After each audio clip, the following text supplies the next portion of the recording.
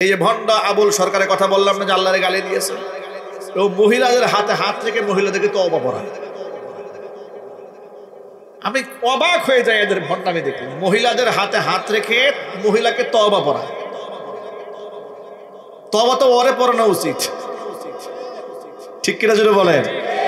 ও মহিলাদের হাতে হাত রেখে তওবা পড়ায়। তাদেরকে যদি প্রশ্ন করেন যে আপনি যে মহিলা লোকে পর্দা করলেন না, ভেদাভেদ করলেন না, আলাদা করলেন না, কারণটা কি? আপনাকে জবাব দেয়া বলবে আমাদের মন বড় পরিষ্কার, আমাদের মনের মধ্যে নারীদের প্রতি কোনো লোভ নাই, কোনো লালসা নাই, এই কথা বলবে। কিন্তু ওদের আসল চরিত্রটা আরেক বাউল মহিলা শিল্পী আজকে জাতির সামনে প্রকাশ করে দিয়েছে। গোটা বাংলাদেশ যখন বাউলদেরকে নিয়ে কথা হচ্ছে না, তখন এক মহিলা সাংবাদিকদের সামনে এসে বলতেছে, মহিলা বাউল শিল্পী, যে পুরুষ বাউল শিল্পীদের চরিত্র হলো ওরা বেডে ডাকে আগে নারীদেরকে। বেড পার্টনার যদি না হয় তাহলে তাকে গানের আসরে ডাক দেওয়া হয় না। আমার বহুত বড় বড় বাউল শিল্পীরা আমাকে বেড পার্টনার করতে চেয়েছে, আমি সারা দেই না, এই জন্য আমাকে দাওয়াত দেয় না। এটা মিডিয়ার সামনে সাংবাদিকদের সামনে বলেছে। এর দ্বারা স্পষ্ট প্রমাণ হয় এই বাউল সম্প্রদায় হচ্ছে একটা লম্পট সম্প্রদায়, ঠিক না? বেড়ে জোরে বলেন, ভণ্ড সম্প্রদায় এগুলো। প্রিয় ভাইয়েরা আমার, ওরা বলে আমাদের নারীদের উপর কোনো আকর্ষণ নাই, মুসাফা করলেও সমস্যা নাই, মুআলাকা করলেও অসুবিধা নাই। এই যে আপনাদের পার্শ্ববর্তী এলাকা কুমিল্লা লাকসাম, সেখানে এক ভণ্ড আছে, ওই যে গান গিয়া পিটানি খেয়েছিল, আমার মরণকালে ঢুলবাসি বাজাইও, ঠিক কিনা বলেন? পাবলিক এমন ঘন পিটুনি দিয়েছে, কয়দিন পর পরে এর হাসপাতালে ভর্তি করা লাগে। এই ভণ্ড দেখলাম একসাথে 2-3 মহিলার সাথে মুআলাকা করতেছে। একটু জোরে নাউজুবিল্লাহ পড়ে। আবার এগুলা করে তরিকতের নামে, বলে তাদের নাকি নারীদের প্রতি কোনো কামরিপু জাগ্রত হয় না। অথচ এই আল্লাহ পাকের কোরআন বলছে যুয়্যিনা লিন-নাসি হুব্বুশ শাহাওয়াতি মিনান নিসা, প্রত্যেকটা পুরুষের জন্য এটাকে সাজিয়ে তোলা হয়েছে নারীদের প্রতি আকর্ষণ। কে বলতেছেন জোরে বলেন তো? এটা 2টা ব্যাখ্যা মুফাসসিরিনে কেরামরা করেছেন। এক হচ্ছে যদি আল্লাহর পক্ষ থেকে সৃষ্টিগত হয় সেই ব্যাখ্যা, তাহলে নারীদের উপর আকর্ষণ, নিজের স্ত্রীর উপর আকর্ষণ দূষণীয় নয়, এবং সেটা যেন সীমাতিক্রম না করে, সেটা আল্লাহর পক্ষ থেকে এটা হতে পারে। অথবা আরেকটা ব্যাখ্যা হতে পারে যুয়্যিনা শয়তানের পক্ষ থেকে সাজিয়ে তোলা হয়েছে, মানে খারাপ ভাবে সাজিয়ে তোলা হয়েছে। কারণ শয়তান চ্যালেঞ্জ করে বলেছিল, রব্বি বিমা আগওয়াইতানি লা উযায়্যিনান্না লাহুম ফিল আরদি ওয়া লা উগওয়িয়ান্নাহুম আজমাইন। আয় আমার রব, তুমি যেহেতু আদমকে সিজদা না করার কারণে আমাকে গোমরা বানিয়ে দিয়েছো, তাহলে অবশ্য আমি গোটা দুনিয়াটাকে আদম সন্তানের জন্য সাজিয়ে তুলব, আর তাদের সকলকে আমি গুমরা বানায় দেব। জোরে জোরে বলেন নাউজুবিল্লাহ। তাহলে এই যে যুয়্যিনা, এমন হতে পারে শয়তান মানুষের জন্য নারীদেরকে সুশোভিত করে তুলে। শয়তানের পক্ষ থেকে হোক বা আল্লাহর পক্ষ থেকে, আল্লাহর পক্ষ থেকে যদি হয়ে থাকে সেটা সৃষ্টিগত। আল্লাহ পাক বলেছেন এই সীমিত আকর্ষণ তো আল্লাহ পাক মানুষকে কেন দিয়েছেন শোনেন। আমার যদি আমার স্ত্রীদের উপরে, আমার যদি আমার সন্তানদের উপরে মহব্বত যদি না থাকতো, এই যে আপনারা বসে আছেন, অনেক স্বামীরা বসে আছেন, বাবারা বসে আছেন, তারা যদি নিজের স্ত্রীদের প্রতি আকর্ষণ না থাকতো, তাহলে এই যে স্বামী যে স্ত্রীর জন্য গাধার খাটনি খাটে, সন্তানের জন্য এত কষ্ট করে, সকাল থেকে শুরু করে রাত 12টা পর্যন্ত শ্রম দেয়, ঘাম জড়ায়, বিদেশে যায়, রাস্তাঘাটে কাজ করে, খেটে খামারে কাজ করে, রোদ্রে পুড়ে বৃষ্টিতে ভিজে নিদারুণ কষ্ট করে, কি শুধুমাত্র নিজে বাঁচার জন্য? স্ত্রীর মুখে হাসি ফোটাবার জন্য, ঠিক কিনা বলেন? সন্তানদের মুখে হাসি ফোটাবার জন্য। এই মোহাব্বত যদি সন্তানের না থাকতো, তাহলে এই পৃথিবী তছনছ হয়ে যেত। এই মোহাব্বতের জালে গোটা দুনিয়া আটকায় আছে, ঠিক কিনা যদি বলেন? এই সম্প্রীতি, এই মোহাব্বত দিয়ে আল্লাহ গোটা দুনিয়াটাকে একটা চুম্বকের মতো, ম্যাগনেটের মতো আটকায় রেখেছে ভালোবাসা দিয়ে। কি মোহাব্বত, কেমন ভালোবাসা! স্বামী বিদেশ চলে যাবে, এয়ারপোর্টে সন্তানও কান্না করে, স্ত্রীও কান্না করে, মা কান্না করে, বাবা কান্না করে, অথচ চির বিদায় নিচ্ছে না, সাময়িক বিদায় নিয়ে 2-1 বছরের জন্য বাহিরে যাচ্ছে, চোখের পানি আটকায় রাখতে পারে না, কত মায়া কত মহব্বত। আর এই সন্তান, স্ত্রী আর বাবা মার মুখে হাসি ফোটাবার জন্য উনি বিদেশে যাওয়ার পরে ক্ষেত খামারে কাজ করে, রাস্তাঘাটে কাজ করে, পিয়নের কাজ করে, দোকানের কাজ করে, এত কষ্ট করে। এই জন্য করে কারণ আল্লাহ তাআলা মানুষের অন্তরে মহব্বত ঢেলে দিয়েছেন। কথা বলেন ঠিক কিনা? সন্তানের মহব্বত আল্লাহ পাক এই জন্য দান করেছে। সুতরাং আপনি সন্তানের প্রতি মহব্বত আপনার থাকা দূষণীয় নয়, তবে এই মহব্বত সম্পদের প্রতি আপনার আকর্ষণ, এটা দূষণীয় নয়। তবে আল্লাহ পাকের হুকুমটা পালন করতে হবে। আল্লাহ পাক কি বলে শোনেন, ইয়া আইয়ুহাল্লাযীনা আমানু লা তুলহিকুম আমওয়ালুকুম ওয়ালা আওলাদুকুম আন যিকরিল্লাহ। মনে রেখো, তোমার সম্পদের প্রতি আকর্ষণ থাকবে, সন্তানের উপর আকর্ষণ থাকবে, তবে তোমার সন্তান আর সম্পদ যেন আমার জিকির থেকে তোমাকে উদাসীন না করে দেয়, আমাকে যেন আবার ভুলায় না দেয় তোমার সম্পদ। কারণ তোমার এই সম্পদের সন্তানের সীমিত সময়ের জন্য দুনিয়াতে এসেছে এই আকর্ষণ, কিন্তু আসল জায়গা তোমার জন্য আমি রেখে দিয়েছি পরকালে জান্নাতের ভিতরে। জোরে বলেন আল্লাহু আকবার। সুতরাং প্রিয় যুবক ভাইরা, মা বোনেরা, এই কথাগুলো গভীর মনোযোগ সহকারে শুনুন যে পৃথিবীতে আকর্ষণ একেবারে সীমিত সময়ের আকর্ষণ, কিন্তু আসল যে আকর্ষণ সেটা কোথায় হবে যদি বলেন তো? জান্নাতে হবে। নবী করিম সাল্লাল্লাহু আলাইহি সাল্লাম একদিন একটি চাদর গায়ে দিলেন, চাদরের মধ্যে রেশমের কাজ করা ছিল, এমব্রয়ডারি করা ছিল রেশমের। আল্লাহর নবীকে আল্লাহ পাক কেমন সুন্দর করে বানিয়েছেন তার তো উপমা দিয়ে শেষ করা যাবে না। পৃথিবীতে রাসূলের চেহারার সাথে তুলনা করা যায় এমন কোনো চেহারাই নাই। এমন একটা রং আল্লাহ পাক তার রাসূলকে দিয়েছেন যে এক শব্দে তার রং বর্ণনা করে শেষ করা যায় না। দুধে আলতা বললেও পরিপূর্ণ হবে না। মা আয়েশা রাদিয়াল্লাহু তাআলা আনহা বলেছেন যে দুনিয়ার একটা সূর্য আছে যা সকালবেলা উদিত হয়, আর আমার ঘরে একটা সূর্য আছে যা ইশার নামাজের পরে আমার ঘরে উদিত হয়। আর যদি বলেন সুবহানাল্লাহ। সেই আল্লাহর নবী যখন রেশমের চাদর পরেছেন, হুজুরকে দেখতে না জানি কতই সুন্দর লাগছিল। সাদ বিন মুআজ রাদিয়াল্লাহু তাআলা আনহু চাদরটা দেখে দৌড়ে এলেন, চাদরটা হাত দিয়ে স্পর্শ করলেন আর বললেন, ইয়া রাসূলুল্লাহ, চাদরটা খুব দারুণ মানেছে, খুব সুন্দর চাদর। নবীজি সাল্লাল্লাহু আলাইহি ওয়াসাল্লাম যখন বুঝতে পারলেন সাদ বিন মুআজের অন্তরে চাদরের প্রতি একটা আকর্ষণ ঢুকেছে, হুজুর বললেন, শোনো, লা মানাদিলু সাদিন ফিল জান্নাতি আফদালু মিন হাযা। আল্লাহ তাআলা আমার চাঁদের জন্য জান্নাতের মধ্যে যে চাদরগুলো রেখে দিয়েছেন সেটা এর চেয়েও হাজারো গুণ উত্তম। দুনিয়ার কোন মহব্বত সাহাবীদের অন্তরে রাসূল ঢুকতে দিতেন না, আসলেই পরকালমুখী করে দিয়েছেন আল্লাহর হাবিব রাহমাতুল লিল আলামিন। ভাইরা, এই সাদ বিন মুআজ রাদিয়াল্লাহু তাআলা আনহু, তার নামটা এখানে কেন বলা হলো? লা মানাদিলু সাদিন ফিল জান্নাতি, জান্নাতে সাদের চাদর কেন বলা হলো? এত সাহাবী থাকতে মুহাদ্দিসরা ব্যাখ্যায় লিখেছেন যে এখানে দুইটা বিষয় লক্ষণীয়। এক হচ্ছে, এটা হচ্ছে মানাকিবু সাদ ইবনে মুআজ, সাদ ইবনে মুআজের মর্তবাকে তুলে ধরা হয়েছে এক। নাম্বার 2 হচ্ছে সাদ বিন মুআজ রাদিয়াল্লাহু তাআলা আনহু যে জান্নাতি, এটা কনফার্ম করা হয়েছে। কারণ আল্লাহ রাসূল তো বলেই দিয়েছেন জান্নাতে সাদ বিন মুআজকে যে চাদর দেওয়া হবে এটা এর থেকে বেশি উত্তম। প্রশ্ন হলো, সাদ বিন মুআজকে এত বড় সুসংবাদ কেন দেওয়া হলো এত সাহাবী থাকতে? এই প্রশ্নের জবাব শোনেন। সাদ বিন মুআজ রাদিয়াল্লাহু তাআলা আনহু হচ্ছেন ওই সাহাবী, আল্লাহর হাবিবের এমন আশিক, এমন পাগল ছিলেন তিনি, যুদ্ধের ময়দানে ক্ষত বিক্ষত হয়ে গেলেন রক্তাক্ত হওয়ার পরে আল্লাহর কাছে হাত তুলে বলছেন, রব্বুল আলামিন, আমি জানি না মক্কার কুফফারে কুরাইশদের সাথে মুসলমানদের লড়াই বাকি আছে নাকি, যে কুফফারে কুরাইশি লোকেরা আমার নবীকে গালি দিয়েছে, আমার নবীকে হত্যা করতে চেয়েছে, এলাকা থেকে তাড়িয়ে দিয়েছিল, ওই কুফফারে কুরাইশদের সাথে মুসলমানদের লড়াই কি বাকি আছে নাকি আমার তো জানা নাই। যদি বাকি থেকে থাকে তাহলে আল্লাহ এই আঘাতে যেন আমার শাহাদাত মঞ্জুর না হয়ে যায়, কারণ আমি নবীর দুশমনদের সাথে লড়াই করতে চাই। জোরে বলেন সুবহানাল্লাহ।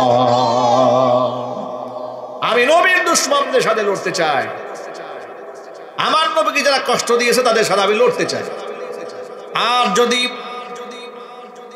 মক্কার কুফফার কুরাইশদের সাথে মুসলমানদের আর কোনো যুদ্ধ বাকি না থাকে, যেটা আমার ইলমে জানা নাই, তোমার কাছে জানা আছে, তাহলে আল্লাহ তোমার কাছে আমার দরখাস্ত, এই আঘাতই যেন আমার শাহাদাতটা মঞ্জুর হয়ে যায়। সাদ বিন মুআজ রাদিয়াল্লাহু তাআলা আনহুর দোয়া আল্লাহ তাআলা কবুল করে নিয়েছেন, তিনি শহীদ হয়ে গেলেন ওই আঘাতে। নবী করিম সাল্লাল্লাহু আলাইহি ওয়াসাল্লাম ঘরের মধ্যে বসা ছিলেন, জিবরাইল আলাইহিস সালাতু ওয়াসসালাম মাথার মধ্যে একটা রেশমি রুমাল বেঁধে, পাগড়ি বেঁধে হুজুরের সামনে এলেন, এসে বলতেছেন, মান মাতা মিন উম্মাতিকা ইয়া রাসূলুল্লাহ। নবীজি সাল্লাল্লাহু আলাইহি ওয়াসাল্লামকে জিবরাইল ডেকে বলেন, হে আল্লাহর রাসূল, আপনার উম্মতের মধ্যে আজকে কে মারা গিয়েছে বলেন তো আপনি। হুজুর বলেন, আমার তো জানা নাই।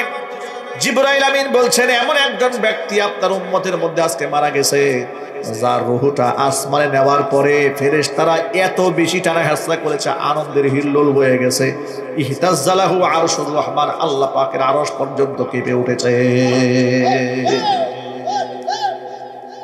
জিবরাইল আলাইহিস সালাতু ওয়াসসালাম বলছেন, আপনার উম্মতের মধ্যে আজকে যিনি মারা গেছেন, ফেরেশতারা তার রূহ নিয়ে এমন টানা হেঁচড়া শুরু করেছে যে আল্লাহর আরশ পর্যন্ত কেঁপে উঠেছে। নবী করিম সাল্লাল্লাহু আলাইহি ওয়াসাল্লাম দৌড়ে সাদ বিন মুআজের কাছে গেলেন, গিয়ে দেখেন সাদ বিন মুআজ শহীদ হয়ে আছেন, তার নিথর দেহটা মাটিতে পড়ে আছে, আর তার আত্মাটা জান্নাতের মেহমান হয়ে রবের কাছে চলে গেছে। ভাইরা আমার, এই হচ্ছে সেই সাদ বিন মুআজ রাদিয়াল্লাহু তাআলা আনহু, যার ব্যাপারে রাসূল বলেছেন, লামানাদিলু সাদিন ফিল জান্নাতি আফদালু মিন হাযা, যে সাদ বিন মুআজকে যে চাদরখানা দেওয়া হবে জান্নাতে, আমার গায়ের রেশমি চাদরের চেয়ে অনেক দামি চাদর তাকে দেওয়া হবে। বন্ধুগণ আমার, দুইটা শিক্ষা এখান থেকে। এক হচ্ছে নবী করিম সাল্লাল্লাহু আলাইহি ওয়াসাল্লাম সাদ বিন মুআজের আকর্ষণটাকে দুনিয়া থেকে পরকালমুখী করে দিয়েছেন, একটা শিক্ষা। আরেকটা শিক্ষা হচ্ছে, এই সাদ বিন মুআজ রাসূলের মুহাব্বতে এত বেশি আসক্ত ছিলেন, হুজুরের ভালোবাসায় এত সিক্ত ছিল তার অন্তর, তিনি আল্লাহর কাছে মনে প্রাণে চেয়েছিলেন যে রাসূলের দুশমনদের সাথে আরেকবার লড়বেন, সেই কুফফার কুরাইশদের সাথে যদি তার লড়াই থেকে থাকে। আসলে কুফফার কুরাইশদের সাথে মুসলমানদের আর কোনো লড়াই ছিল না, কারণ পরবর্তী নবী করিম সাল্লাল্লাহু আলাইহি ওয়াসাল্লাম যখন মক্কায় ঢুকেছেন, কুফফার কুরাইশদের সাথে রাসূল লড়াই করেছেন? লড়াই করেন নাই। 10,000 সৈন্য নিয়ে ঢুকেছেন, বিজয় পতাকা উড়াতে উড়াতে গেছেন। সুবহানাল্লাহ বলবেন না? মক্কার লোকেরা আগেই পালিয়ে গেছে, লড়াই হবে কি, সব পালিয়ে গেছে।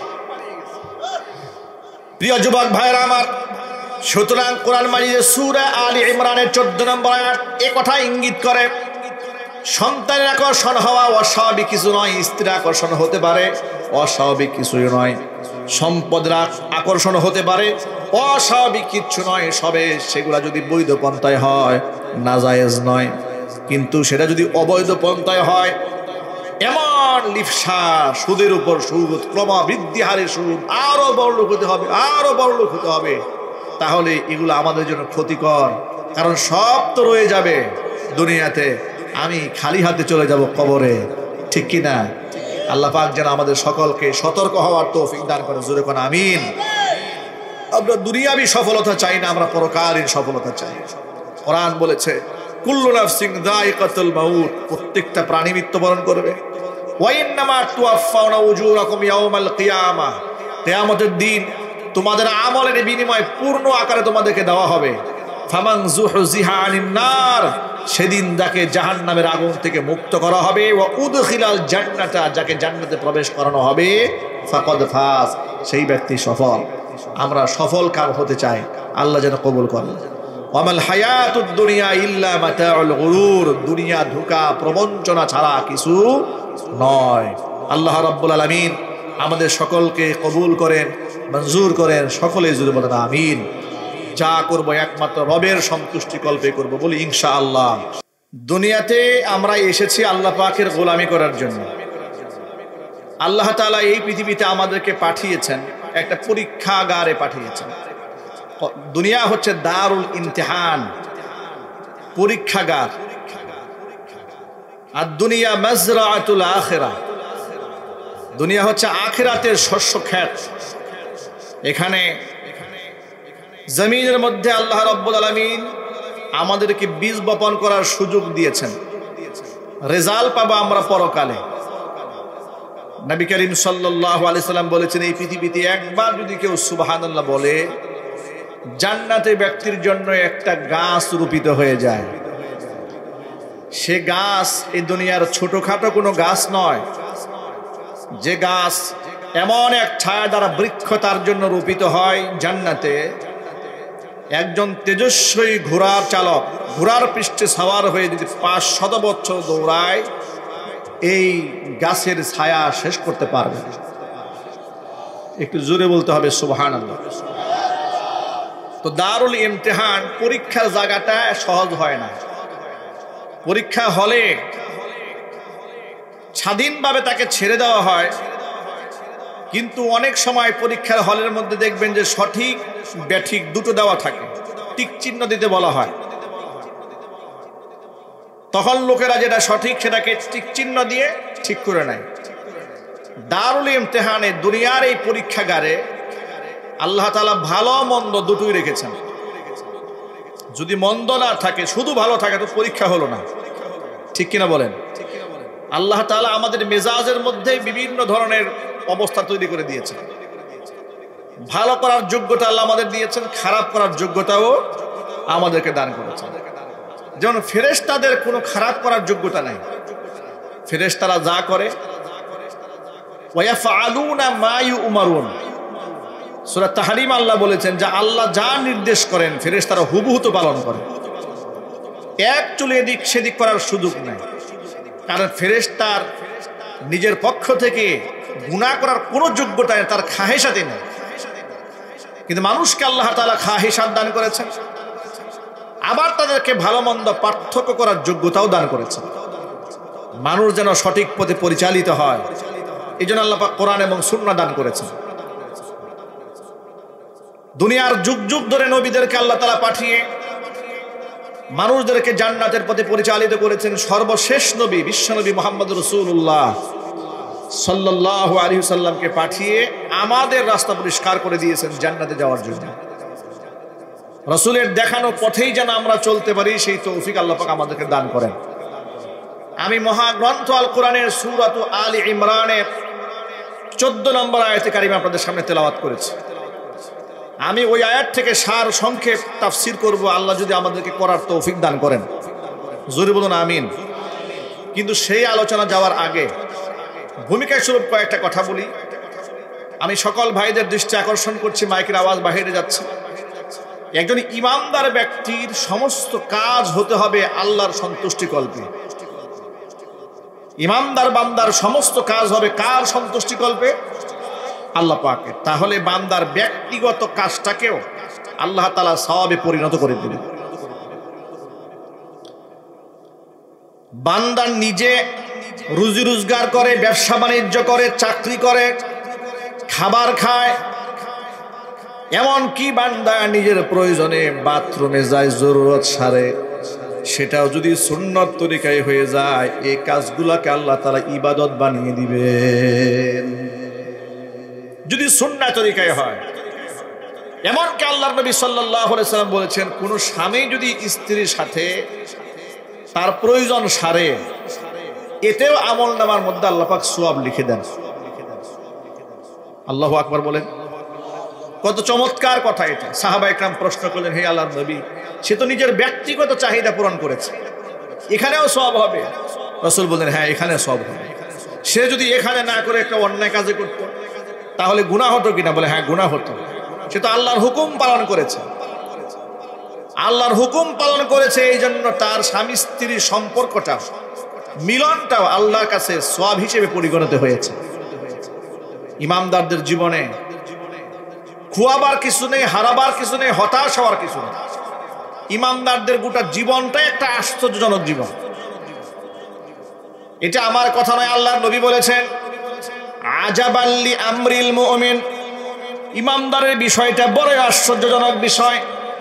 ইন্না আমরাহু কুল্লাহু লাহু খায়রুন, নিশ্চয় তার সবকিছুই তার জন্য কল্যাণকর হয়। মুমিন জীবনে অকল্যাণ বলতে কিচ্ছু নাই। নবীজি সাল্লাল্লাহু আলাইহি ওয়াসাল্লাম এবার ব্যাখ্যা করে বললেন যে মুমিন জীবনে অকল্যাণ বলতে কিছু নাই, কথার মানেটা কি? এ কথার মানে আল্লাহর হাবিব নিজেই ব্যাখ্যা করে বলেন, ইন আসাবাতহু সাররাউ শাকারা ফাকানা খায়রাল লাহ।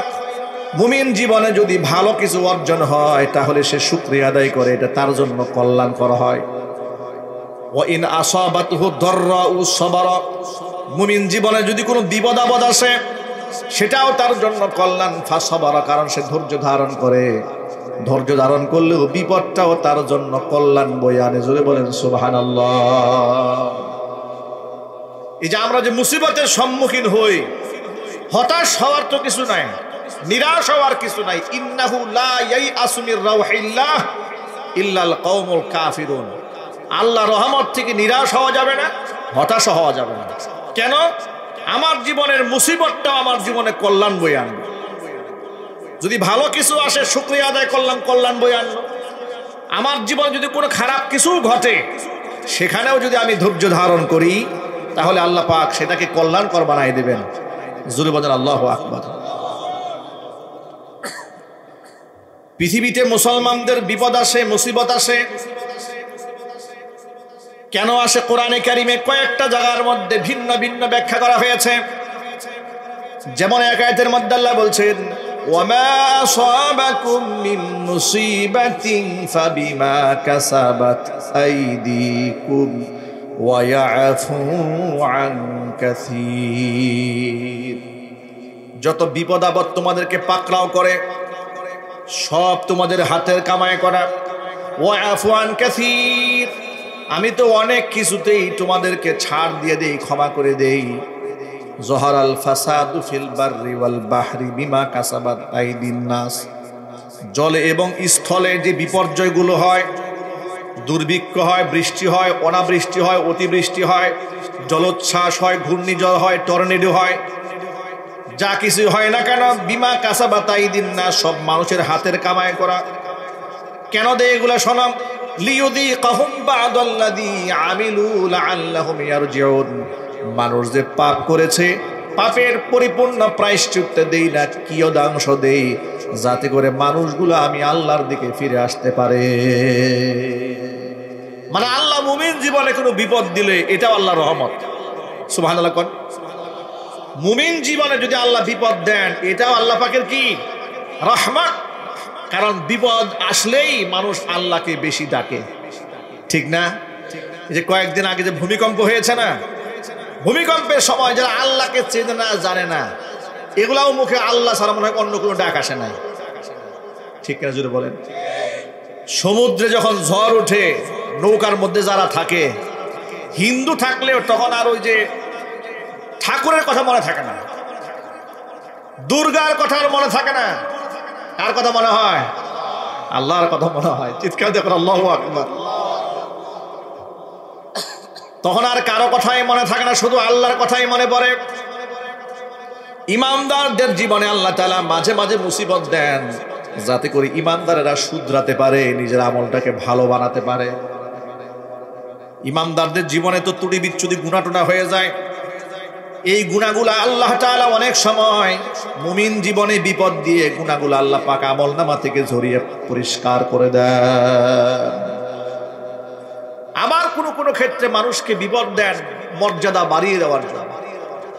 ইমতিহান, পরীক্ষা যার কঠিন হয় পুরস্কার তার জটিল হয়, ঠিক কিনা বলেন? পরীক্ষা যদি কঠিন হয় তাহলে পাশ করলে পুরস্কারটাকে ছোট হবে না বড় হবে? ছোট হবে। ইব্রাহিম আলাইহিস সালাতু ওয়াস সালাম আমাদের জাতির পিতা, অগ্নি পরীক্ষার মধ্যে আল্লাহ পাক ফেলেছেন। দান কি কমে গেছে? পৃথিবীর কোন নবীকে তার কওমের লোকেরা জামা কাপড় ছিঁড়ে উলঙ্গ করেনি, কিন্তু নবী ইব্রাহিম আলাইহিস সালাতু ওয়াস সালামকে অগ্নিকুণ্ডের মধ্যে ফেলে দেওয়ার সময় তার কওমের লোকেরা জামা কাপড় টিনে ছেড়ে ফেলে দিয়েছে। আল্লাহ পাক কি মর্যাদা কমিয়েছে? দুনিয়াতে আল্লাহ পাক তাকে বেহেশতের পোশাক পরিয়েছেন। শুধু দুনিয়াতেই পরিয়েই শেষ নয়, কাল কিয়ামতের ময়দানে অগণিত অসংখ্য মানুষ উলঙ্গ হয়ে রবের সামনে যখন দাঁড়াবেন, সেদিন সর্বপ্রথম আল্লাহ তাআলা জাতির পিতার গায়ে বেহেশতের পোশাক পরিয়ে দিবেন। কেন? তাওহীদের জন্য, আল্লাহর জন্য জমিনে তাকে যা বস্ত্র খুলতে হয়েছে, আল্লাহ পাক ইন্নাল্লাহা লা ইউদিউ আজরাল মুহসিনিন, মুহসিন বান্দাদের কষ্টের বিনিময় আল্লাহ নষ্ট করবেন না, প্রতিদান আল্লাহ নষ্ট করবেন না, এর প্রতিদান আল্লাহ পাক অবশ্যই দিবেন। ইমানদারদের জীবনে বিপদ আসলেও এটাও তার জন্য কল্যাণ বয়ে আনে। আবার যে সমস্ত বান্দাদের জীবনে কোনো গুনাহ নাই, যেমন আম্বিয়া আলাইহিমুস সালাতু ওয়াসসালাম, তাদের আমলনামার মধ্যে কোনো গুনাহ নাই, সগীরা কবিরা জাহিরি বাতিনি কোনো গুনাহ নাই, তাহলে তাদের জীবনেও বিপদ ছিল। আর সেই বিপদ ছোটখাটো বিপদ নয়। আল্লাহর হাবিব বলেছেন, আসাদুল বালাই আল আম্বিয়া সুম্মাল আমসাল ফাল আমসাল, এই পৃথিবীতে সবচেয়ে বেশি কষ্টের সম্মুখীন হয়েছেন নবীগণ, সবচেয়ে বেশি কষ্ট পেয়েছে নবীরা। কারা? অপারেটর ভাই একটু ভিতরে বক্স আওয়াজ দাও, ভিতরে বক্স আওয়াজটা কম তো, আওয়াজ বাহিরে চলে যাচ্ছে। সবচেয়ে বেশি কষ্ট করেছেন কারা? নবীগণ কষ্ট করেছেন। অথচ নবীদের কোনো গুনাহ ছিল? তাহলে আল্লাহ পাক নবীদেরকে কেন কষ্ট দিলেন? নবীদেরকে আল্লাহ কেন কষ্ট দিলেন? ইমানদারের জীবনে না হয় কষ্ট আসলো গুনাহ মাপের জন্য, নবীদের তো গুনাহই নাই। কষ্ট কেন দিয়েছেন? মর্যাদা বাড়িয়ে দেওয়ার জন্য। কি করার জন্য যদি বলেন? মর্যাদা বৃদ্ধি করে দিয়েছেন। আমরা নিজেরা, আমরা সাধারণ মানুষ হয়ে কোনো নবীদের মধ্যে স্তর বিন্যাস করার ক্ষমতা নাই। আমরা বলতে পারবো না ইনি বড় নবী, ইনি ছোট নবী, এটা আমরা বলবো না। লা নুফাররিকু বাইনা আহাদিম মির রুসুলিহি, তার প্রেরিত রসুলদের কারো মধ্যে আমরা পার্থক্য সূচিত করি না, আমরা সবার উপর ঈমান আনি। এই যোগ্যতা আমাদের নাই আমরা বলবো যে ইনি বড় নবী, এটা ছোট নবী। আল্লাহ যাদেরকে বড় বানিয়েছেন, আল্লাহ যাদেরকে বড় বানাবার ঘোষণা দিয়েছেন, আল্লাহর বক্তব্যে বিশ্বাস করে আমরা তাদেরকে বড় মানি। যেমন নাকি আল্লাহ তাআলা সূরা বাকারার মধ্যে বলেন ৩য় নম্বর পরে একদম প্রথম আয়াতে, তিলকার রুসুলু ফাদ্দালনা বা'দাহুম আলা বা'দ মিনহুম মান কাল্লামাল্লাহু ওয়া রাফা'a বা'দাহুম দারাজাত।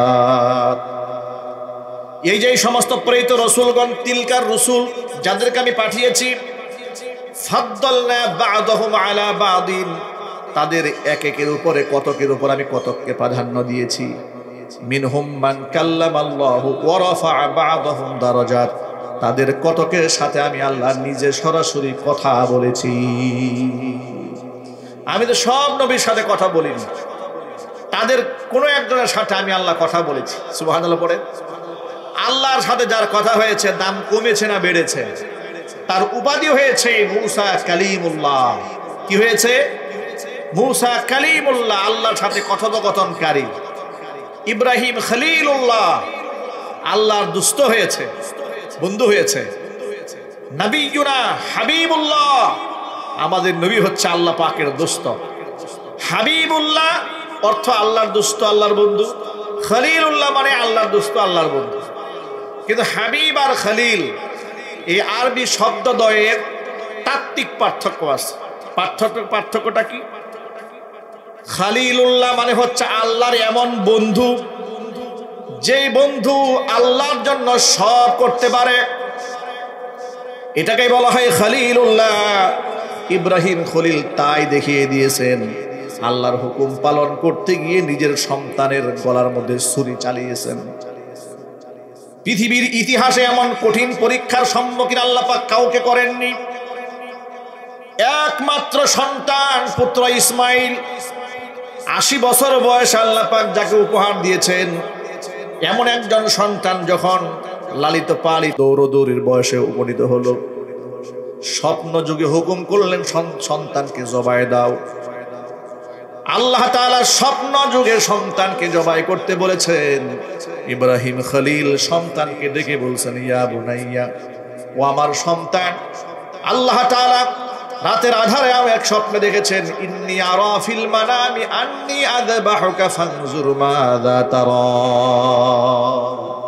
ও ছেলে, রাতের আধারে স্বপ্ন দেখেছি আমি তোমাকে জবাই করছি, এখন তুমি তোমার মতামত ব্যক্ত করো, কি করা যায়?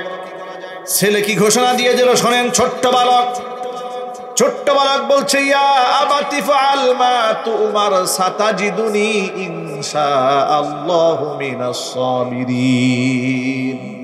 ও বাবা, আপনি যে স্বপ্ন দেখেছেন, আপনার স্বপ্ন তো শুধু স্বপ্ন নয়, আপনি একজন নবী। নবীর স্বপ্ন শুধু স্বপ্ন হয় না, এটা হয় আল্লাহর পক্ষ থেকে ওহী। আপনি যা দেখেছেন এটা আপনার আল্লাহর পক্ষ থেকে আপনাকে হুকুম করা হয়েছে। সুতরাং আপনি যা দেখেছেন তা বাস্তবায়ন করেন, আপনি আমাকে ধৈর্যশীলদের মধ্যে পাবেন। সুবহানাল্লাহ বলবেন না? তাহলে দেখেন কেমন কঠিন পরীক্ষার মধ্যে আল্লাহ পাক তাকে ফেলেছেন, আবার তিনিও সেই পরীক্ষার মধ্যে 100% পাশ করেছেন। তিনি একটা বারের জন্য এই কথা আল্লাহকে বলেন নাই যে আল্লাহ চলার পথে আমার না হয় একটু এদিক সেদিক হতেও পারে, কিন্তু আমার এই মাসুম বাচ্চা, আমাকে বৃদ্ধ বয়সে একটা সন্তান উপহার দিয়েছো, তাও আবার হত্যা করতে বললে, জবাই করতে বললে, কোনো প্রশ্ন নাই। কোরআনে আল্লাহ পাক ইব্রাহিম আলাইহিস সালাতু ওয়াস সালামের এই বিষয়গুলো প্রশংসা আকারে বহু আয়াতে বলেছেন। যেমন এক আয়াতের মধ্যে আল্লাহ পাক বলেন, ইয ক্বালা লাহু রাব্বুহু আসলিম ক্বালা আসলামতু লিরাব্বিল আলামিন।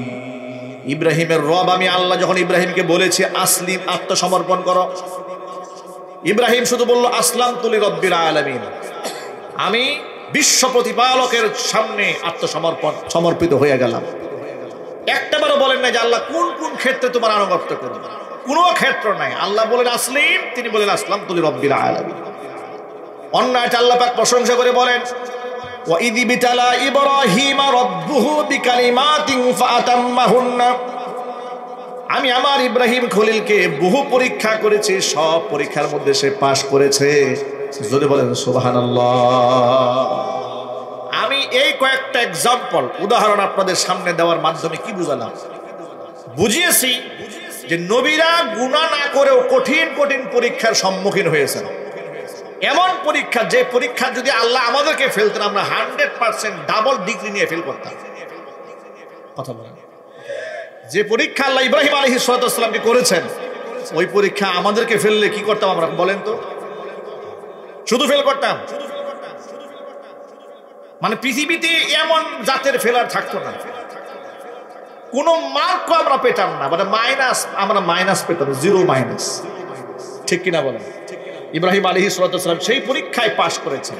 তাহলে যার কোনো গুনাহ নাই তাকে আল্লাহ এত কঠিন পরীক্ষা কেন দিলেন? এই প্রশ্নের জবাব হচ্ছে আল্লাহ পাক তাদের দারাজাত, তাদের তাবাকাত, তাদের মর্যাদাকে আকাশ চুম্বি বানিয়ে দিয়েছে। কারণ তিনি তো জাতির পিতা হবেন, তার মর্যাদা আছে না? সুবহানাল্লাহ পড়েন। তিনি তো জাতির পিতা,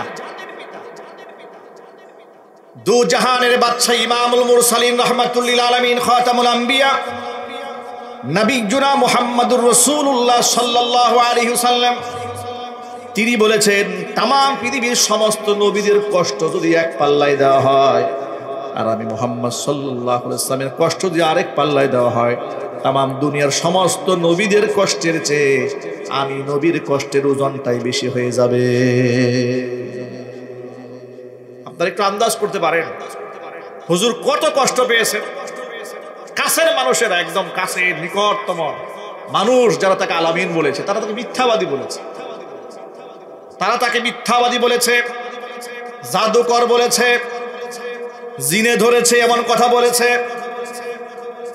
নানা ধরনের কথাবার্তা বলে তারা কষ্ট দিয়েছে, শারীরিকভাবে কষ্ট দিয়েছে, সিজদায় গিয়েছে।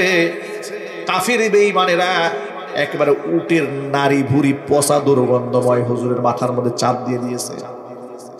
শারীরিক কষ্ট তো কম দেয় না, শারীরিক কষ্ট দিয়েছে, মানসিক কষ্ট দিয়েছে, অর্থনৈতিক কষ্ট দিয়েছে, বাণিজ্য চুক্তি ক্যান্সেল করেছে, লেনদেন বন্ধ করে দিয়েছে, এক ঘরে করে দিয়েছে। মক্কার কোন লোক মুহাম্মদ সাল্লাল্লাহু আলাইহি ওয়াসাল্লামের সাথে চলাফেরা করে না, এরকম কষ্ট দিয়েছে কাফের রাসূল সাল্লাল্লাহু আলাইহি ওয়াসাল্লাম। এত কষ্ট যে রাসূলকে দেওয়া হলো, আপনারা বলেন আমাদের নবীর গায়ে কোনো গুনাহ আছে? জোরে বলেন, কোনো গুনাহ নেই। ওয়ারাফা'না লাকা যিকরাক, আপনার মর্যাদা আমি অনেক উপরে উঠাই দিয়েছি। আরো জোরে বলেন সুবহানাল্লাহ। সূরা দুহার মধ্যে আল্লাহ পাক বলেছেন, আলাম ইয়াজিদিকা ইয়াতীমান ফাআওয়া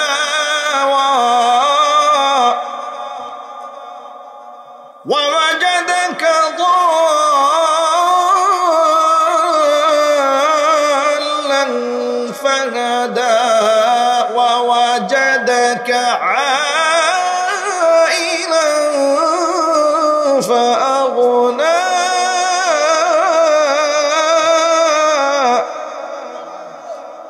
আল্লাহ পাক বলেন ওয়াজাদাকা দাল্লান ফাহাদা, আপনাকে আমি পথহারা, পথের অনুসন্ধানকারী পেয়েছি, আমি আপনাকে পথ দেখিয়েছি, আমি আপনাকে অসহায় গরিব পেয়েছি, আমি আপনাকে ধনী বানিয়ে দিয়েছি। ভাইরা আমার, নবী করিম সাল্লাল্লাহু আলাইহি ওয়াসাল্লাম কষ্টের কোনো সীমা নাই। মাতৃগর্ভে থাকা অবস্থায় পিতাকে হারিয়েছেন। একবারে যখন মায়ের গর্ভে, তখন পিতা আব্দুল্লাহকে হারিয়েছেন। এরপরে 6 বছর বয়সে মাকে হারালেন, 8 বছর বয়সে দাদাকে হারালেন। চাচা লালিত পালিত করে বড় করেছে, সারা জীবন আগলায় রেখেছে। নবুয়ত পাওয়ার পরে সেই চাচা ইসলাম কবুল করেন নাই। নবী করিম সাল্লাল্লাহু আলাইহি ওয়াসাল্লাম পদে পদে ক্ষত বিক্ষত হয়েছেন, আঘাতপ্রাপ্ত হয়েছেন।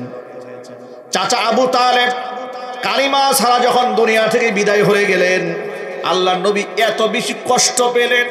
কোরআন মাজিদে আল্লাহ পাক বলেছেন ফালা আল্লাকা বাখিউন নাফসাকা আলা আথারিহিম ইল্লাম ইউমিনু বিহাদাল হাদিসি আসাফা। ও মুহাম্মদ সাল্লাল্লাহু আলাইহি ওয়াসাল্লাম, আপনার অবস্থা দেখিতে মনে হচ্ছে ওরা এই কিতাবের উপরে ঈমান আনে না, এই কথার উপরে, আমার কথার উপরে ঈমান আনে না। এই দুঃখে মনে হচ্ছে তো আপনি আমার নিজেকে শেষ করে ফেলবেন। আপনার অবস্থা দেখে তো মনে হচ্ছে আপনি নিজেকেই শেষ করে ফেলবেন। আপনি এত কষ্ট নেবেন না। শুনে রাখেন, সূরা কাসাসের মধ্যে আল্লাহ পাক রাসূলকে সান্ত্বনা দিয়ে বলেছেন ইন্নাকা লা তাহদি মান আহবাবতা ওয়ালাকিন্নাল্লাহা ইয়াহদি মান ইয়াশা। যাকে মনে চায় তাকে, যাকে খুশি তাকে আপনি হিদায়াত দিতে পারবেন না, বরং যাকে খুশি হিদায়াত দিতে পারি একমাত্র আমি আল্লাহ রাব্বুল আলামিন। কয়েকটা এক্সাম্পল আপনাদের সামনে উপস্থাপন করার মাধ্যমে বুঝালাম নবীর কোনো গুনাহ নাই। দু জাহানের বাদশাহ রাহমাতুল লিল আলামিনের কোনো গুনাহ নাই, কিন্তু বিপদের কোনো শেষ ছিল না। ঠিক কিনা বলেন? বিপদের কোনো শেষ ছিল না। এত বিপদ কেন হয়েছে? নবীর মর্তবা আর মর্যাদা আল্লাহ পাক এত এত উপরে উঠিয়ে দিয়েছেন। কিয়ামতের ময়দানে আল্লাহর হাবিব হুজুর সাল্লাল্লাহু আলাইহি ওয়াসাল্লাম কলিজার টুকরা নবী রবের সামনে সিজদায় পড়ে কান্নায় ভেঙে পড়ার আগ পর্যন্ত বিচার দিবসের কার্যক্রম শুরুই হবে না। কি রকম মর্যাদা আল্লাহ পাক তাকে উঠিয়ে নিয়েছেন, কত মর্যাদায় উঠিয়ে নিয়েছেন এই কষ্টের বিনিময়ে। জোরে কোন আল্লাহু আকবার। সুতরাং আল্লাহ তাআলা নবীদেরকে কষ্ট দিয়েছেন মর্যাদা বাড়িয়ে দেওয়ার জন্য। ঈমানদাররা কেন কষ্ট পায়? ঈমানদারদের জীবনের ত্রুটি বিচ্যুতিগুলো আল্লাহ মাফ করে দেন। ইবনে মাজার একটা হাদিসে আছে, নবী করিম সাল্লাল্লাহু আলাইহি ওয়াসাল্লাম বলেছেন আল্লাহ পাক যে বান্দার কল্যাণ চান, আজ্জালা লাহুল উকুবাতা ফিদ দুনিয়া, দুনিয়াতে তার শাস্তিকে আল্লাহ ত্বরান্বিত করেন, যাতে করে পরকালে কঠিন শাস্তির সম্মুখীন হতে না হয়। কারণ দুনিয়ার শাস্তি একেবারে খুব লঘু পরকালের শাস্তির সামনে। পক্ষান্তরে আল্লাহ পাক যার অকল্যাণ চান, দুনিয়াতে তাকে শাস্তি দেন না, একেবারে নাদুস নুদুস থাকে, বিপদ নাই, মুসিবত নাই, সুদ খায়, ঘুষ খায়, চুরি করে, ডাকাতি করে, জেনা বদমাশি করে, এরপরেও তার কোনো মুসিবত হয় না। এরকম সমাজ লোক আছে না? আরো জোরে বলেন। ক্ষমতাধর ব্যক্তিরা দেখবেন সবসময় কত মানুষের উপর নির্যাতন করে, মানুষকে কত কষ্ট দেয়। এরপরে তো কি হয়েছে? এই যে ডোনাল্ড ট্রাম্প এত মানুষকে হত্যা করলো ফিলিস্তিনের মাটিতে, এরপর ইহুদিরা এত মুসলমানকে হত্যা করেছে, তো বাহ্যিকভাবে ওদের কি হয়েছে? ঠিক কিনা জোরে বলেন। কি নাদোষ নুদোষ চেহারা দেখেন না? পৃথিবীর বিভিন্ন দেশে যায় গিয়ে বিমান গিফট পায়, মুসলমানরা বিমান গিফট করে এই শয়তানগুলোরে। ঠিক কিনা বলেন। দুবাইতে এসেছে শয়তান, দুবাইয়ের মুসলিম শাসক মুনাফিক, মুসলমানদের কলঙ্ক, একটা কাফেরকে সংবর্ধনা দিয়েছে মুসলিম মেয়েদের চুল নগ্ন করে, মাথার চুল দুলিয়ে দুলিয়ে এই কাফের বেঈমানটাকে সম্মাননা দিয়েছে। নাউজুবিল্লাহ, জোরে পড়েন। এই যে এরা যে এত আকাম টুকাম করে, বাহ্যিকভাবে এদের কি মুসিবত হয়েছে, কি মুসিবত হয়েছে এদের। আর ইমানদারদের বিপদের কোনো শেষ নাই। আল্লাহ পাক ওদের বিপদ দেন না কেন শোনেন, হাদিস শরীফ শুনতে শুনেন। নবী করিম সাল্লাল্লাহু আলাইহি সাল্লাম বলেছেন, পক্ষান্তরে আল্লাহ পাক যাদের অকল্যাণ চান, যাদেরকে আল্লাহ ছোটখাটো মাইট দিতে চান না, কঠিন মাইট দিতে চান, ওই সমস্ত ব্যক্তিদের থেকে ফাআমসাকা আনহু বিল উকুবা, শাস্তিকে আল্লাহ গুটায় রাখেন, হাত্তা ইউআফিয়াহু বিহি ইয়াউমাল কিয়ামা, যাতে করে কিয়ামতের দিন তাকে পুষায়া মাইট দেওয়া যায়। কিয়ামতের মাইর কি এই দুনিয়ার মাইরের মতো মাইর? জোরে বলেন। এই যে দুনিয়ার আগুন আর জাহান্নামের আগুন কি এক? জাহান্নামের আগুন তো এমন আগুন, কোরআন বলেছে কুল্লামা নাদিজাত জুলুদুহুম বাদদালনাহুম জুলুদান গায়রাহা লিয়াযুকুল আযাব। সেকেন্ডে 70 বার গায়ের চামড়া পড়ে যাবে, আবার 70 বার চামড়া গজায় যাবে, 70 বার পূর্বে 70 বার গজাবে, বারবার নতুন চামড়া চলে আসবে। এমন হবে না যে পুড়তে পুড়তে মার খেতে খেতে অবশ হয়ে গেছে, মায়ের আর গায়ে লাগে না।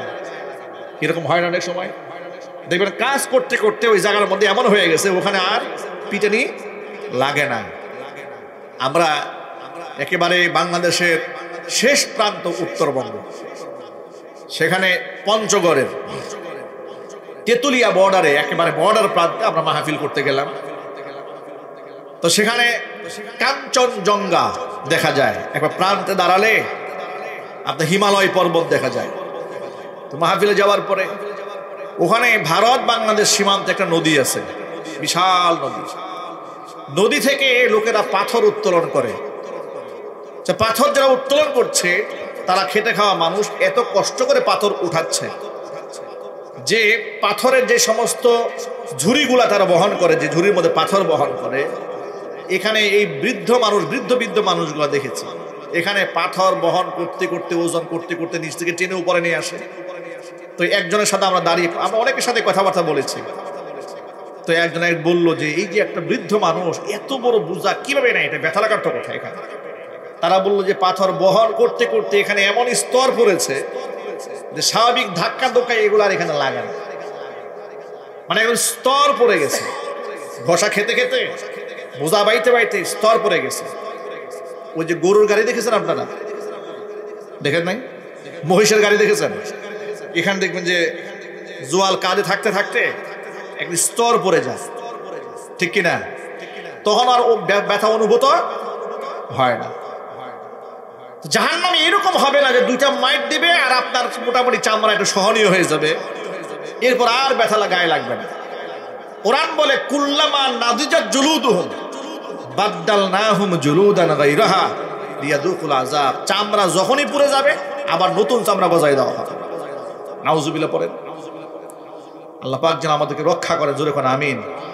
আমরা দোয়া করব, রব্বানা আতিনা ফিদ দুনিয়া হাসানা ওয়া ফিল আখিরাতি হাসানাতাও ওয়া কিনা আযাবান নার। সকলেই বলেন আমিন। ওই জাহান্নামের আগুন থেকে আল্লাহ পাক যেন আমাদেরকে রক্ষা করেন। নবী করিম সাল্লাল্লাহু আলাইহি সাল্লাম বললেন, যারা অকল্যাণ আল্লাহ চান, ফাআমসাকা আনহু বিল উকুবা, আল্লাহ তাকে দুনিয়াতে শাস্তি দিতে চান না, দেন না, যাতে করে মরার পরে হাত্তা ইউআফিয়াহু বিহি ইয়াউমাল কিয়ামা, পুষায়া ওর শাস্তিটা দেওয়া যায়। এই জন্য তার জন্য মায়ের গুলো, আযাবগুলো বরাদ্দ থাকে। আল্লাহ পাক যেন দুনিয়াতে সামান্য ত্রুটি বিচ্যুতি, আমাদের বড় বড় গুনাহ হয়েছে, আল্লাহ পাক যেন আমাদের জীবনে রোগ ব্যাধির উসিলায়, পেরেশানির উসিলায় আমাদের গুনাহগুলো মাফ করে দেন। সকলে জোরে বলেন আমিন। পরকালীন শাস্তি থেকে আল্লাহ পাক যেন বাঁচায় দেন। আমার বন্ধুগণ, নবীদেরকে আল্লাহ তাআলা বিপদ দিয়েছেন মর্যাদা বাড়িয়ে দেওয়ার জন্য। ইমানদারদেরকে আল্লাহ তাআলা কখনো মর্যাদা বাড়াতে চান, কখনো ইমানের পরীক্ষা নিতে চান, কখনো ইমানদারদের সম্মান বাড়াতে চান, কখনো ইমানদারদের জিন্দেগির গুনাহ খাতা আল্লাহ মাফ করে দিতে চান। বিপদে বললে যে গুনাহ মাফ হয়, দলিল কি? হাদিস থেকে দলিল নেন। কোরআন মাজিদে আয়াত নাজিল হলো, মাইয়ামাল সুআন ইউজযা বিহ। এই দুনিয়াতে একটা মাত্র গুনাহ করলেও তার প্রায়শ্চিত্ত ভোগ করতে হবে। আবু বকর সিদ্দিক রাদিয়াল্লাহু তাআলা আনহু আয়াতটা নাজিল হওয়ার পরে হুজুর সাল্লাল্লাহু আলাইহি ওয়াসাল্লামের কাছ থেকে শোনার পরে এতটা ভয় পেয়ে গেলেন, মনে হচ্ছে তার কোমরের হাড়গুলো ভেঙে যাচ্ছিল, মেরুদণ্ডের হাড়। নবীজি সাল্লাল্লাহু আলাইহি ওয়াসাল্লাম আবু বকরকে জিজ্ঞেস করলেন, মা লাকা ইয়া আবা বকর সিদ্দিক, আবু বকর কি হয়েছে আপনার, আপনি এইরকম করছেন কেন, কমর থেকে আওয়াজ হচ্ছে কেন? আবু বকর সিদ্দিক রাদিয়াল্লাহু তাআলা আনহু বললেন, নবীজি আল্লাহ কত মারাত্মক কথা বলেছেন, একটা মাত্র গুনাহ করলে পাপের প্রায়শ্চিত্ত ভোগ করতে হবে। আমরা তো মানুষ, কত গুনাহ তো আমাদের হয়ে গেছে। নবী করিম সাল্লাল্লাহু আলাইহি সাল্লাম আবু বকর সিদ্দিককে ডেকে, আবু বকর চলার পথে আপনি হুচট খান না? আবু বকর বলেন, নবীজি অবশ্যই হুচট খায়। হুজুর বললেন, ওই হুচট খাওয়ার মাধ্যমে আমল নামার সগীরা গুনাহ আল্লাহ পাক এইভাবে পরিষ্কার করে দেয়। আর হুজুর বলেন সুবহানাল্লাহ। তাহলে মূল কথায় ফিরে আসি, আজাবান লি আমরিল মুমিন, ইমানদারের গোটা জীবনটা বড় আশ্চর্যজনক জীবন। ইন্না আমরাহু লাহু কুল্লাহু খাইর, ইমানদারদের জীবনে সবকিছু ইমানদারের জীবনে কল্যাণ বয়ে আনে। শর্ত হলো যদি ইমানদার কাজ করে কার জন্য? আচ্ছা, আমরা কি আল্লাহর জন্য সব কাজ করতে পারবো না? ইনশাল্লাহ। কিন্তু আমরা কি সব কাজ আল্লাহর জন্য করি? না, আমরা সব কাজ আল্লাহর জন্য করি না। আমাদের মধ্যে রাজনৈতিক বিভাজন, প্রতিহিংসা, দলান্ধতা, এরপরে বংশীয় গরিমা, এলাকার বিভাজন এত বেশি কাজ করে, অবস্থা এমন হয়েছে শরীয়ত বিরোধী কাজ যদি আমার নিজের দলের লোকেরা করে অনেক সময় চুপ থাকে। এমনকি রাজনৈতিক স্বার্থে ক্ষুধাদ্রোহিতার কাজেও লোকদেরকে সাহায্য করতে দেখা যায়। চিৎকার দিয়ে বলে নাউজুবিল্লাহি মিন যালিক। প্রসঙ্গক্রমে এই কথাটাই বলার জন্য এই ভূমিকায় আমি আপনাদেরকে এই পয়েন্টটা টেনেছি যে সব কাজ যদি আল্লাহর জন্য হয়, কিন্তু আমরা বাংলাদেশের মুসলমান সব আল্লাহর জন্য করতে পারি না। আমাদের রাজনৈতিক বিভাজন তৈরি হয়েছে। বড় প্রমাণ দিয়ে আপনাদের সামনে, মানিকগঞ্জের বাউল আবুল সরকার, এক বাউল, স্বয়ং আল্লাহর সামনে শানে কেমন বিয়াদবিমূলক গুস্তাখি শব্দকে উচ্চারণ করেছে। প্রথমত আল্লাহর নামে 4টা মিথ্যা কথা বলেছে। সে বলেছে আউয়ালু মা খালাকাল্লাহুর নূরি, আউয়ালু মা খালাকাল্লাহুর রূহ, আউয়ালু মা খালাকাল্লাহুল ইশক, আউয়ালু মা খালাকাল্লাহু নূর বলেছেন, ইশক বলেছেন, এরপরে আরশ বলেছেন, আউয়ালু মা খালাকাল্লাহুল আরশ। যে আল্লাহ তাআলা নাকি বলছেন যে আল্লাহ নাকি বলেছেন যে আল্লাহ তাআলা প্রথম রূহ সৃষ্টি করেছেন। আবার বলেন আল্লাহ বলছেন যে আল্লাহ তাআলা নূর সৃষ্টি করেছেন। আবার বলছেন আল্লাহর প্রথম সৃষ্টি হচ্ছে আরশ। আবার বলছে আল্লাহর প্রথম সৃষ্টি হচ্ছে ইশক। এই 4টা কথা আল্লাহর নামে চালিয়ে দিয়ে এরপরে বলে আল্লাহ এক মুখে কয় কথা কয়। এরপরে এই কথা বলার পরে আরো জঘন্য ভাষায় বলে যে এক মুখে যে 2 কথা বলে, এর মুখ বলে না হুক বলে। এমনকি এই কথা বলার সময় যে নিতম্বের দিকে তার পেছনে ইঙ্গিত করে দেখিয়েছে। আল্লাহর সামনে এত বড় গুস্তাখি, এত বড় বেয়াদবি যে করেছে, তার এই বাংলাদেশে মুসলমানদের দেশে তার সর্বোচ্চ শাস্তি হোক, এটাই তো তামান্না পাওয়ার কথা ছিল। ভেদাভেদ ভুলে গিয়ে রাজনৈতিক মতাদর্শের ঊর্ধ্বে উঠে আল্লাহর সম্মানের ক্ষেত্রে আপনাকে রাজনীতি খুঁজতে হবে। একটু যদি বলেন, মানিকগঞ্জের তাওহীদি মুসলমান সহ্য করতে পারে নাই। আর এটা সহ্য করার কি কথা? আপনি আল্লাহকে এইরকম ব্যঙ্গ করবেন, আল্লাহর ব্যাপারে মিথ্যারোপ করবেন। কোন মুসলমান যে নিজেকে আল্লাহর গোলাম দাবি করে, বান্দা দাবি করে, তার কি সহ্য করার কথা? সহ্য করার কথা নয়। মুসলমানরা জেগে উঠেছে, সেখানে মানববন্ধন করেছে উলামাদের নেতৃত্বে। তাওহীদি মুসলমানরা, পুলিশ তাকে গ্রেফতার করেছে। কিন্তু বিভিন্ন জায়গা থেকে বাউল নামক ফাউলগুলা তার মুক্তির দাবিতে আন্দোলন করেছে। ওলামায়ে কেরাম সোচ্চার হয়েছেন যে ওই সমস্ত বাউল নামক ফাউলদের আন্দোলনে আমাদের রাষ্ট্র যেন এই নষ্ট ভ্রষ্টকে যেন জামিন না দেয়, এই জন্য মানববন্ধন করেছে, মিছিল করেছে। নির্ধারিত সময় তারা মানিকগঞ্জে কার্যক্রম পরিচালনা করেছে। ওই মুহূর্তে তাদের নির্ধারিত সময়ের মধ্যে আজকে তাদের সংবাদ সম্মেলনের বিষয়গুলো তারা পরিষ্কার করেছে। বাউল ভক্তরা এই তাওহীদি মুসলমানদের সাথে বাকবিতণ্ডায় জড়িয়ে এক পর্যায়ে উভয় পক্ষের মধ্যে ধাওয়া পাল্টা দেওয়া হয়েছে। তাওহীদি মুসলমানদের সংখ্যা হচ্ছে হাজারে হাজার, আর এই ছাগলের 3 নাম্বার বাচ্চারা হচ্ছে 4-5 জন হাতে গোনা। বাংলাদেশের মুসলমানদের সংখ্যা বেশি না নাস্তিকের সংখ্যা বেশি? আর যদি বলে মুসলমানের সংখ্যা বেশি। আমরা যদি ধাওয়া দেওয়া শুরু করি, ওদেরকে যাওয়ার জায়গা আছে, আরো চিল্লাই বলে। সেখানে তাই হয়েছে, আলেমরা এদের উপর আঘাত করতে দিতে চান নাই, কিন্তু মানুষ তো বিরাট বড় এক জনগোষ্ঠী, ধাওয়া পাল্টা দেওয়া হয়েছে। বাউল সম্প্রদায় কিছু লোকদেরকে পিটাইয়া নদীতে ফেলছে, ঠিক কিনা? পত্রিকার মধ্যে হেডলাইন লিখেছে যে জঙ্গি গোষ্ঠীরা, তাওহীদি মুসলমানদের ব্যানারে জঙ্গি গোষ্ঠীরা বাউল সম্প্রদায়ের উপর হামলা চালিয়েছে। নাউজুবিল্লাহ পড়েন। বাউল সম্প্রদায়ের উপর হামলা চালিয়েছে নাকি দ্বিমুখী সংঘর্ষ হয়েছে? বাগবিতণ্ডায় সংঘর্ষ বেঁধেছে, কেউ কারোর উপর হামলা করে না। এখানে হামলা যদি করতো, বাউলের অস্তিত্ব তো বাংলাদেশে একটাও থাকতো না। যদি এই দেশের তাওহীদি মুসলমানরা যদি মারমুখী হইতো, প্রতিক্রিয়াশীল যদি হতো, যেটা ওরা বলে, তাহলে বাংলাদেশে একটা বাউলও টিকতে পারত না। মুসলমানরা এগুলো পছন্দ করে না। তাওহীদি মুসলমানরা তো অন্য বাউলের বিরুদ্ধে বলে না। মূল পয়েন্টটাই ছিল যে সে আল্লাহকে মারাত্মক ব্যঙ্গ করেছে, এই জন্য মুসলমানদের কলিজা আঘাত লেগেছে। বড় দুঃখজনক একটা কথা বলে এই পয়েন্টে মনে রাখেন ভাই, এই দেশের বিএনপির মধ্যে মুসলমান আছে না? আওয়ামী লীগে, এনসিপিতে, জাতীয় পার্টিতে, জামাত ইসলামে, আরো জোরে। আগে বলা লাগতো না, এখন আলাদা করে বলতে হয় যে জামাতের মুসলমান। কেন? জামাতের মধ্যে হিন্দু আছে বর্তমানে, কথা বলে না কেন? এই জন্য আলাদা করে বললাম আর কি। তাহলে জামাত ইসলামী, ইসলামী আন্দোলন, এরপরে আপনি জমিয়ত বলেন, খেলাফত মজলিস বলেন, যুব মজলিস যাই বলেন, রাজনৈতিক যত দল আছে নামে বেনামে মুসলমান যারা আছেন, যারা মুসলমান, অন্তত পক্ষে এই আওয়াজ তো সব দলের প্রধানদের মুখ থেকে বের হওয়া দরকার ছিল যে আল্লাহ তাআলাকে যেই ব্যক্তি কটু বাক্য বলেছে তার অবশ্যই সর্বোচ্চ শাস্তি, ফাঁসি নিশ্চিত করতে হবে দেশে, ঠিক না বলেন? রাজনীতির জায়গায় রেখে আল্লাহর সম্মানটা দেখে এগিয়ে আসা দরকার ছিল কিনা?